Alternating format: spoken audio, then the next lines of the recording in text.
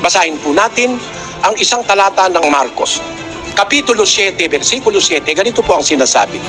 Datapwat walang kabuluhan ang pagsamba nila sa akin, na nagtuturo ng kanilang pinakaaral ng mga utos ng mga tao.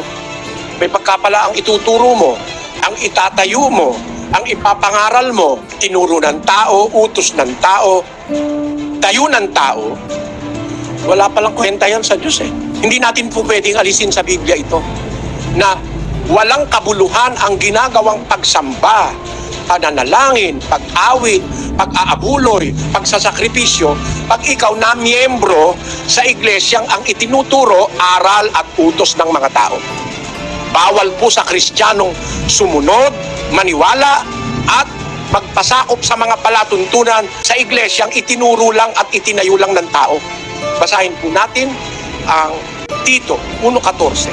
Ang sabi po rito ng Apostol Pablo, na huwag mga kinig sa mga katha ng mga Hudyo at sa mga utos ng mga tao na nangagsisisinsay sa katotohanan. Pagkapala ang iglesia, ang samahan, ang mga aral, ang mga doktrina, katha ng mga tao. Paano pong matitiyak ng katha ng tao? Utos ito ng mga tao. Sinsay ito sa katotohanan. Sabi sa English, not giving heed to Jewish fables and commandments of men that turn from the truth. Pag ikaw ay tumanggap ng iglesyang itinayo ng tao, ang itinuturo utos ng tao, mga katha-katha ng mga tao, ito po'y ligaw sa katotohanan. Yung salitang nasisinsay sa katotohanan. Ligaw itong mga iglesia o mga samahang ito na ang tao ang nagtayo. Ang hindi po ligaw ay yung ang Diyos ang nagtayo.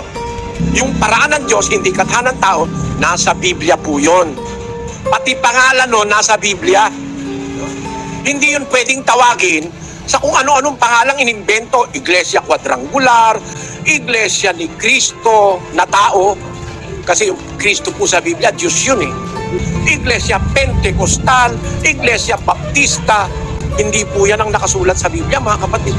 Ang nakasulat po sa Biblia, Iglesia ng Diyos. Yan ang binili ni Cristo ng kanyang sariling dugo. Ang nakasulat sa original na manuskrito ng Biblia, yung mga nanggaling dun sa mismong isinulat ni Lucas, yung manuscript kagaya ng Codex Sinaiticus, ang nakalagay po, Ecclesian Theoteo, Iglesia ng Diyos. Kaya pag nakakita kayo ng mga iglesia ngayon, iba-iba pangalan, kabahan kayo. Hindi yan ang pangalan ng iglesyang nasa Biblia.